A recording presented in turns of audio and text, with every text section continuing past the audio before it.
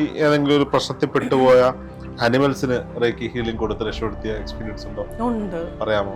Voice meditation കൊടുക്കും. അവർ intent ചെയ്താൽ മതി, വിഷ്വലൈസ് ചെയ്താൽ മതി, ദെൻ അവർക്ക് ആ എനർജി സെൻസ് ചെയ്യാൻ പറ്റും. ഇൻഡ്യൂഷൻസ് കിട്ടാറുണ്ടോ? ഓ, എന്താണ് ഓറ? സിമ്പിൾ, എന്താണ് ഓറ? ഓറ എല്ലാരും ഉപയോഗിക്കുന്നുണ്ടേ ഓറ ഓറ ഓറ, എന്താണ്?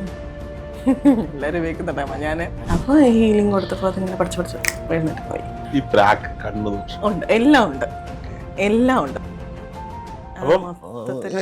എനിക്ക് എന്നെ സംബന്ധിച്ചത് പുതിയ അറിവാണ്. മനുഷ്യന്റെ പ്രശ്നങ്ങൾക്ക് മാത്രമല്ല, പക്ഷിലതാദികളുടെ കൊടുക്കാം, എല്ലാ ലിവിങ് തിങ്സിനും കൊടുക്കാം, എല്ലാത്തിലും കൊടുക്കാം. ഈ ഏതെങ്കിലും ഒരു പ്രശ്നത്തിൽ പെട്ടുപോയ അനിമൽസിന് റേക്കി ഹീലിംഗ് കൊടുത്ത് രക്ഷപ്പെടുത്തിയ എക്സ്പീരിയൻസ് ഉണ്ടോ? ഉണ്ട്. പറയാമോ? പിന്നെ പക്ഷി കുഞ്ഞിന് കൊടുത്തിട്ടുണ്ട്. അതിങ്ങനെ ടക്ക് തന്നെ ഷോക്ക് അടിച്ചിട്ട് താഴെ വീണതാ. പെട്ടെന്ന് ഇതിങ്ങനെ സ്റ്റക്കായി പോയി എൻ്റെ വീട്ടിൽ തന്നെ. അപ്പോൾ ഹീലിംഗ് കൊടുത്തപ്പോൾ അതിങ്ങനെ പഠിച്ചു എഴുന്നേറ്റ് പോയി. അതൊക്കെ ഭക്ഷ്യമൃഗാദികൾക്ക് സിമ്പിളാണ് കൊടുക്കാൻ. ഈ നാട്ടിലുള്ളവർക്ക് അറിയില്ലല്ലോ നമ്മളിതാ ചെയ്യുന്നത്. ഇപ്പം അറിഞ്ഞു കൊടുക്കും. അറിയാത്ത ആളുകൾ നോക്കുമ്പോൾ ഒരു നമ്മൾ ചെന്നിട്ട് ചെടിയെടുത്തൊക്കെ ചെന്നിട്ട് ഹീലിംഗ് കൊടുത്ത് സംസാരിച്ചൊക്കെ പോകുമ്പോൾ ആളുകൾ, ഞാൻ പബ്ലിക്കായിട്ട് നമ്മളിങ്ങനെ കൈ വെച്ചിട്ട് ചെയ്യണമെന്നൊന്നുമില്ല, നമ്മുടെ ഇൻറ്റൻഷനാണ്. ഓക്കെ, ഞാൻ അതിൻ്റെ അടുത്ത് വെച്ച് ഇങ്ങനെയൊക്കെ പോയമോ നന്നായിട്ട് ഉഷാറായി വരണ്ടേ, ഇച്ചിരി പൂവൊക്കെ കാണിക്കുക, നല്ല ഭംഗിയായിട്ട് നിൽക്കുക, ആ രീതിയിൽ ഇങ്ങനെ ഒരു ഫ്രണ്ടിനെ പോലെ നമ്മളിങ്ങനെ സംസാരിക്കണം. സംസാരിച്ച് നോക്കൂ, ഭയങ്കര വ്യത്യാസം ഉണ്ടാവും. ഞാൻ ചെടികളോട് സംസാരിക്കോ, ആ ഹാർട്ട് ചക്രയ്ക്ക് ഒന്ന് ഓപ്പൺ ആവട്ടെ. ഞാൻ ഫോണിൽ സംസാരിക്കുന്നുണ്ട്, ചെടി കേൾക്കുന്നുണ്ട്. ഫോണിലല്ല, സീരിയസ് ആയിട്ട് പറഞ്ഞതാ. സമയം എവിടുന്നാ? അല്ല, ഞാൻ സീരിയസ് ആയിട്ട് പറഞ്ഞതാണ്. നമ്മുടെ വീട്ടിലെ ചെടികളോടൊക്കെ നമ്മൾ സംസാരിക്കണം, അത് തിരിച്ച് കമ്മ്യൂണിക്കേറ്റ്. മറുപടി കിട്ടാതെ നമ്മൾ സംസാരിച്ചു. പണ്ടൊരു നമ്മുടെ ഇപ്പോഴത്തെ നിയമസഭയിലെ MLA എന്നോട് പറഞ്ഞതാ, ഞാൻ ഇന്നാൾ വരെ എന്നോട് ഞാൻ ആരെല്ലാം നോക്കി ചിരിച്ചു കാണിച്ചിട്ട് തിരിച്ചടിച്ചില്ല, ഞാൻ പിന്നെ അവനെ മൈൻഡ് ചെയ്തില്ലായിരുന്നു. ഇപ്പൊ പിന്നെ മത്സരിച്ചതുകൊണ്ട് എല്ലാവരോടും മിണ്ടുവാണ് എന്ന് പറഞ്ഞിട്ടുണ്ട്. എന്ന് പറയുന്നതിൻ്റെ കൂട്ടാ, നമ്മളിപ്പോ ഒരാളോട് സംസാരിക്കുമ്പോൾ, ഞാനിപ്പോ മാഡത്തോട് സംസാരിക്കുകയാണ്, ഒരു 10 തൊട്ട് അങ്ങോട്ട് കാര്യം ചോദിച്ചിട്ട് തിരിച്ചൊന്നും പറയുന്നില്ലെങ്കിൽ പിന്നെ സംസാരിക്കാൻ പോകുമോ? ഞാൻ റേക്കി പഠിപ്പിക്കുന്ന സമയത്ത് എൻ്റെ സ്റ്റുഡൻസിനോട് പറയും, നിങ്ങൾ റേക്കിയുടെ അടുത്ത് കമ്മ്യൂണിക്കേറ്റ് ചെയ്യണം. അപ്പം എൻ്റെ സ്റ്റുഡൻസിൽ എല്ലാവരും ചോദിക്കും, അപ്പോൾ തിരിച്ച് കമ്മ്യൂണിക്കേറ്റ് ചെയ്യുമോ? ചെയ്യും. ഞാനതവരെ പഠിപ്പിക്കുന്നുണ്ട്, എങ്ങനെ കമ്മ്യൂണിക്കേറ്റ് ചെയ്യണം റേക്കിയുടെ അടുത്ത്. കൃത്യമായിട്ട് കുറച്ച് നേരം നമ്മൾ നോത്തോട്ട് മെഡിറ്റേഷനിലൊക്കെ ഇരുന്ന് നമ്മുടെ എനർജി ഒന്ന് ഹയറാക്കി കൊണ്ടുവരിക. ദെൻ ഇൻസ്റ്റൻ്റായിട്ട് നമുക്ക് കമ്മ്യൂണിക്കേറ്റ് ചെയ്യാൻ പറ്റും. ഇൻഡ്യൂഷൻസ് കിട്ടാറുണ്ടോ? ഓ, അങ്ങനെ എന്തെങ്കിലും ഒരു ഇൻഡ്യൂഷൻ കിട്ടിയിട്ട് അത് അടുത്ത ദിവസങ്ങളിൽ തന്നെ കണ്ട എന്തെങ്കിലും ഒരു അനുഭവം ഉണ്ടോ? ഒരുപാടുണ്ട്. ഇൻട്രസ്റ്റിംഗ് ആയിട്ടുള്ളൊരു കഥ. ജനങ്ങൾക്ക് കഥകൾ കേൾക്കാനല്ല ഇഷ്ടം. ഒരുപാടുണ്ട്. ചില വ്യക്തികൾ നമ്മളെ മീറ്റ് ചെയ്യാൻ വരുന്നത്, അതായത് ഇപ്പം റിലേറ്റീവ്സ് ആണെങ്കിലും സ്റ്റുഡൻസ് ചില ക്ലാസ്സുകൾ ഇന്നേ സംശയം ചോദിക്കും എന്നൊക്കെ നമുക്ക് കിട്ടും. എന്നിട്ട് ഞാൻ പറയും ക്ലാസ്സിൽ, ഇന്നേ സംശയം ചോദിക്കുമെന്ന് എനിക്കറിയായിരുന്നു. ചോദിക്കുന്നതിന് മുമ്പിട്ട് പറയുമോ? ഞാൻ പറയും, ഇങ്ങനെ ഇന്നേ സംശയം ആർക്കോ ഉണ്ട് ഡൗട്ട്. അതുപോലെ ചിലർ വീഡിയോ ഓണാക്കില്ല, എല്ലാവർക്കും ചില സാഹചര്യങ്ങൾ കൊണ്ട് വീഡിയോ ഓണാക്കാൻ പറ്റാത്തവരൊക്കെ ഉണ്ടാവും. അപ്പം വീഡിയോ ഓണാക്കാണ്ടിരിക്കുമ്പോൾ നമ്മൾ അവരെ കാണില്ലല്ലോ. അപ്പം ഞാൻ പറയും, ഡൗട്ടെല്ലാം ക്ലിയർ ആയോ? ആരും മിണ്ടില്ല. ആദ്യം ഒന്നും ഇവർ ചോദിക്കില്ല, പിന്നെയാണ് നമ്മൾ കമ്പനി ആവുന്നത്. 16 ദിവസം നീണ്ടു നിൽക്കുന്ന ക്ലാസ് ആണല്ലോ. അപ്പോൾ സംശയം ചോദിക്കുന്ന സമയത്ത് ആദ്യമൊന്നും മിണ്ടില്ല, പിന്നെ ആ ഡൗട്ട് ഉണ്ട്. അപ്പം ഞാൻ പറയില്ല, ആർക്കോ ഒരാൾക്ക് ഡൗട്ട് ഉണ്ട്. കാരണം എനിക്കതിങ്ങനെ നമുക്ക് എനർജറ്റിക്കലി അതൊരു കണക്ഷൻ വരും. ആർക്കോ ഒരാൾക്കുണ്ട്, അത് ചോദിക്കുക, അത് ക്ലിയർ ചെയ്തിട്ട് നമുക്ക് നെക്സ്റ്റ് ഡൗട്ട്. അപ്പോൾ അവർ ചോദിക്കും, എന്നിട്ട് ചോദിക്കുക, അതെങ്ങനെയാണ് മാമിന് മനസ്സിലായി, നമുക്ക് ക്ലിയർ ആയിട്ടില്ല. അപ്പം നമുക്ക് ആ ഒരു ഈ പോർഷൻ ആർക്കോ ക്ലിയർ ആവാണ്ടുണ്ടെന്ന് നമ്മുടെ ഉള്ളിൽ ഫീൽ ചെയ്യും. Okay, intuitions work. ഇപ്പം ഞാൻ ഈ ഇലക്ഷനൊക്കെ കഴിഞ്ഞ സമയത്ത് ഇവിടുന്ന് ഒരു 6-7 പേര് ഒരുമിച്ച് റിസൈൻ ചെയ്ത് പോയി. ഞാനിവർ റിസൈൻ ചെയ്തതിന് 10 ദിവസം മുമ്പേ രാഹുലിനോടൊക്കെ പറഞ്ഞിട്ടുണ്ടായിരുന്നു, ഇവിടുന്ന് ഒരു 5-6 പേര് ഇപ്പോൾ റിസൈൻ ചെയ്ത് പോകാൻ സാധ്യതയുണ്ട്. ഇപ്പോൾ ഞാനൊരു ഇൻഡ്യൂഷൻ പ്രവചനം നടത്തട്ടെ. എൻ്റെ സ്റ്റാഫുകൾക്ക് വേണ്ടിയിട്ട്. കേൾക്കുന്നുണ്ടോ? എൻ്റെ സ്റ്റാഫുകൾക്ക് വേണ്ടിയിട്ട് നമ്മുടെ കൂട്ടത്തിൽ ഞങ്ങളുടെ ന്യൂസ് ചാനലിൽ ഒരു സബ് എഡിറ്റർ വേറെ ജോലി നോക്കുന്നുണ്ട്. ഉടനെ ജോലി കിട്ടിയാൽ റിസൈൻ ചെയ്യാൻ തയ്യാറെടുത്ത് ഇപ്പോൾ ഉണ്ട്. ഇന്നലെ ഞാൻ വിളിച്ച് സംസാരിച്ച ആളാണ്. ഇപ്പം ഇവിടെ ഇല്ല, എല്ലാവരും തിരുവനന്തപുരം ഓഫീസിലൊക്കെയാണ്. അപ്പോൾ അതെൻ്റെ ഇൻഡ്യൂഷനാണ്. ഇത് നീ കേൾക്കുന്നുണ്ടെങ്കിൽ കാര്യം അത് തുറന്നു പറഞ്ഞു തന്നിട്ട്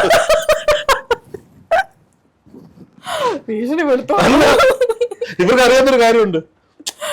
ഈ റെസ്യൂം അയച്ചു കൊടുക്കുമ്പോൾ എന്തായാലും അവർ എന്റെ ചാനലാണ് കാണുമ്പോൾ ഒന്നാമത് ഈ ഓൺലൈൻ ചാനലുള്ളവർ എല്ലാവരും തന്നെ അങ്ങോട്ടും ഇങ്ങോട്ടും ബന്ധമുണ്ട്. രോഹിത്, നിന്റെ ഒരു സ്റ്റാഫ് റെസ്യൂം അയച്ചിട്ടുണ്ടെന്ന് വിളിച്ചു പറയുന്നില്ലേ? സ്വാഭാവികമായിട്ടും ഇൻഡ്യൂഷൻ അല്ല, നൈസായിട്ട് ഇടയിൽ കൂടെ കുത്തിക്കയറ്റിയതാ, കണ്ടോട്ടെ, എനിക്കിതൊക്കെ അറിയാവുന്നുള്ളത്. ഓക്കെ, ഇപ്പൊ നമ്മൾ ഓറയെ പറ്റി പറഞ്ഞുകൊണ്ടിരുന്നതാണ്. അപ്പൊ നമ്മള് ഓറ മറ്റൊരാളിലേക്ക് പോകാതിരിക്കാൻ നമുക്ക് ലോക്ക് ചെയ്ത് വെക്കാൻ പറ്റും, ഇതല്ലോ പറയാം. അപ്പൊ എന്താണ് ഓറ? സിമ്പിൾ, എന്താണ് ഓറ? എല്ലാരും ഉപയോഗിക്കുന്ന ഓറ ഓറ ഓറ എന്താണ്? എല്ലാവരും ഉപയോഗിക്കുന്നുണ്ടാകും. ഞാൻ ഇതിലെ റേക്കിയിലേക്കൊക്കെ വരുന്നതിന് മുന്നേ ഒരു സ്ഥാപനത്തിൽ ഇൻ്റർവ്യൂവിന് പോയി. അതൊരു സ്റ്റുഡിയോ ആണേ, അതിൻ്റെ പേര് ഓറാന്ന്. അപ്പം ഞാൻ ചോറയോ ഇതെന്ത് ഊളപ്പേര് എനിക്ക് അന്ന് തോന്നി, അന്ന് എനിക്കല്ല. ഓറ എന്ന് വെച്ച് കഴിഞ്ഞാൽ നമ്മുടെ ഫിസിക്കൽ ബോഡിക്ക് ചുറ്റും ഒരു ഇലക്ട്രോ മാഗ്നറ്റിക് ഫീൽഡ് ഉണ്ട്. അതിന് 7 ലെയേഴ്സ് ഉണ്ട്. അതിനെയാണ് നമ്മൾ ഓറ എന്ന് വിളിക്കുന്നത്. അതായത് 7 ലെയറോട് കൂടിയിട്ടാണ് ഓറ വരുന്നത്. 7 ലെയറും നമ്മുടെ 7 മേജർ ചക്രാസുമായിട്ട് കണക്റ്റഡ് ആണ്. അതായത് റൂട്ട് ചക്ര കണക്റ്റഡ് ആയിട്ടുള്ളത് ഫിസിക്കൽ ഓറ, സേക്രൽ ചക്ര കണക്റ്റഡ് ആയിട്ടുള്ളത് ഇമോഷണൽ ഓറ, ദെൻ സോളാർ പ്ലക്സസ് ചക്ര കണക്റ്റഡ് ആയിട്ടുള്ളത് മെൻറ്റൽ ഓറ, ഹാർട്ട് ചക്ര കണക്റ്റഡ് ആയിട്ടുള്ളത് ആസ്ട്രൽ ഓറ, ദെൻ കലാസ്റ്റിയർ ഓറയുണ്ട്, കെത്രിക് ടെംപ്ലേറ്റ്സ് ഉണ്ട്, എത്രിക് ടെംപ്ലേറ്റ്സ് ഉണ്ട്. ഇങ്ങനെ ഈ 7 ചക്രങ്ങളുമായിട്ട് ഇങ്ങനെ കണക്റ്റഡ് ആണ്. അതിൻ്റെ തന്നെ കളേഴ്സുമാണ്. നമ്മുടെ വിബ്ജിയോറിൻ്റെ കളറാണല്ലോ ചക്രങ്ങൾ, അതേപോലെ തന്നെ ഓറയുടെ ലേയേഴ്സും. അതിൽ സ്പിരിച്വൽ ഓറ ഭയങ്കര ബ്രൈറ്റ് ആയിട്ടുള്ള ആളുകൾ വയലറ്റിൽ നിന്നും അതൊരു ഗോൾഡൻ ഷെയ്ഡിലേക്കായിട്ട് മാറി വരും. ഓറ നല്ല സ്ട്രോങ് ആണെങ്കിൽ നമുക്ക് പെട്ടെന്ന് അസുഖങ്ങളൊന്നും പാഞ്ഞു പിടിക്കില്ല. അതുപോലെ തന്നെ ഈ ലെയേഴ്സ് പറഞ്ഞല്ലോ, ചില ആൾക്ക് ചില ഓറ വീക്കായിരിക്കും. അപ്പം മെൻ്റൽ ഓറ വീക്കാണെങ്കിൽ നമ്മൾ പറഞ്ഞ അടുത്ത വീട്ടിലെ ചേട്ടൻ ചത്തുപോയാലും ഇവിടെ ഇരുന്നിട്ട് കാര്യം, അതായത് നമുക്കത് താങ്ങാൻ പറ്റും. ഇമോഷണലി നമ്മൾ അത്രയും ഡൗൺ ആയി. ഇമോഷണലി ഡൗൺ ആവുന്നത് മെൻ്റൽ ഓറയുടെ പ്രശ്നം കൊണ്ടാണ്. അതെ, കാരണം അത് സേക്രൽ ചക്രയായിട്ട് കണക്റ്റഡ് ആണ്. ഇതെല്ലാം നമ്മുടെ ചക്രാസുമായിട്ട് അതുകൊണ്ടാണ് നമ്മുടെ ചക്രാസ് എനർജൈസ് ചെയ്യുന്ന സമയത്ത് നമ്മുടെ ഓറ ബൂസ്റ്റ് ആവും എന്ന് പറയുന്നത്. നമുക്ക് ഓറ എൻലാർജ് ചെയ്യാനായിട്ടുള്ള മെഡിറ്റേഷൻസ് ഉണ്ട്. ഗാഷോ മെഡിറ്റേഷൻ എന്ന് പറയും.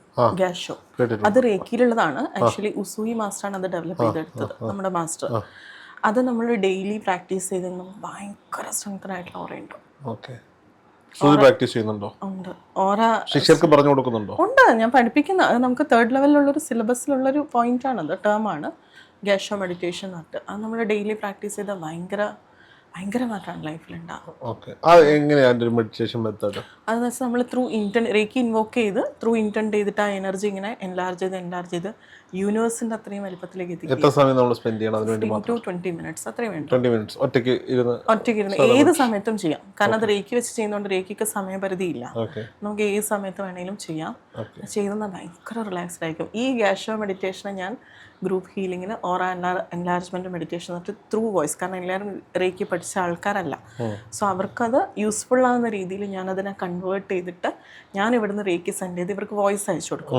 അല്ലാണ്ട് അവർക്ക് അറിയില്ലല്ലോ നിങ്ങളിങ്ങനെ ചെയ്യുമെന്ന് പറഞ്ഞാൽ അവർക്കറിയാം എന്താ ചെയ്യേണ്ടതെന്ന് അറിയില്ല. നിങ്ങളുടെ ഓറ അങ്ങ് എൻലാർജ് ചെയ്യുന്നു എന്ന് പറഞ്ഞാൽ അവർക്ക് അറിയില്ലല്ലോ. അപ്പം ഞാനത് മെഡിറ്റേഷനിലൂടെ ഇങ്ങനെ വോയിസ് മെഡിറ്റേഷൻ കൊടുക്കും. അവർ ഇൻറ്റൻഡ് ചെയ്താൽ മതി, വിഷ്വലൈസ് ചെയ്താൽ മതി, ദെൻ അവർക്ക് ആ എനർജി സെൻസ് ചെയ്യാൻ പറ്റും. ശ്രുതി കണ്ടിട്ടുള്ളതിൽ ഏറ്റവും കൂടുതൽ ഓറയുള്ള മനുഷ്യനാരാ കേരളത്തിലെ മലയാളിയായിട്ടുള്ള? നമുക്ക് അറിയാം ചിലാണ് ഇദ്ദേഹത്തിന്റെ ഓറ ഭയങ്കരമാണ് എന്ന് തോന്നിയിട്ടുള്ള മനുഷ്യൻ. എല്ലാവരും പറയുന്ന പോലെ മോഹൻലാൽ നല്ല ഓറ. ഓക്കെ, എനിക്ക് മോഹൻലാൽ ഉള്ളത് ഓക്കെ, അതല്ലാണ്ട് ചില വ്യക്തികളുണ്ടാവും. അല്ല ഞാൻ ചോദിക്കട്ടെ, മോഹൻലാലിന്റെ ഓറയെ പറ്റി സംസാരിക്കുമ്പോൾ എല്ലാവരും പറയുന്നത് മോഹൻലാലിന്റെ ഓറയെ പറ്റിയാണ്. മോഹൻലാലിനെ പോലെ തന്നെ, എന്നാൽ മോഹൻലാലിനെക്കാട്ടും പ്രായത്തിലും ഇപ്പോഴും ചെറുപ്പം കാത്തു സൂക്ഷിക്കുന്ന ആളാണ് മമ്മൂക്ക. ആരും എന്താ മമ്മൂക്കയുടെ പേര് പറയാത്തെ? ചെറുപ്പമല്ല, അദ്ദേഹത്തെ കാണുമ്പോഴും ആ ഒരു എനർജി അല്ലേ നമുക്ക് ഫീൽ ചെയ്യുന്നത്. എന്നിട്ട് കംപ്ലീറ്റ് വൈബിലുണ്ടാവും ഒരു വ്യത്യാസം. ഇവരടുത്ത് വരുമ്പോൾ തന്നെ നമുക്ക് ഭയങ്കര പോസിറ്റിവിറ്റി ആയിരിക്കും. ഓറ നല്ല പെർഫെക്റ്റ്. മമ്മൂക്ക എങ്ങനെയല്ലേ ഞാൻ ചോദിക്കുകയാണ്, എന്റെ ഒരു സംശയമാണ്. എനിക്ക് മോഹൻലാലിന്റെ വൈബ് വേറെയാണ്. അത് മോഹൻലാലിന്റെ കോസ്റ്റ്യൂം എന്ന് പറയുന്നത് കുറച്ചും കൂടി ഒരു ജുബ്ബ മുണ്ട് മീശയൊക്കെ പിരിച്ചു അങ്ങനെയാണ്. മമ്മൂക്ക അങ്ങനെയല്ല, നല്ല അടിപൊളി കാഷ്വൽസ് ഒക്കെ ഇട്ട് നല്ല ആ രീതിയല്ല ഞാൻ പറയുന്നത്. നമ്മുടെ എനർജിയിൽ വരുന്ന ഒരു തേജസ് എന്ന് പറയുന്നില്ലേ, തേജസ്, അത് നമുക്ക് ഭയങ്കരമായിരിക്കും. പിന്നെ നമ്മുടെ പലതരത്തിലുള്ള സ്പിരിച്വൽ പ്രാക്ടീസ് ചെയ്യുന്ന ആളുകൾക്ക് ഭയങ്കര ഒരു എനർജി ഉണ്ടാവും.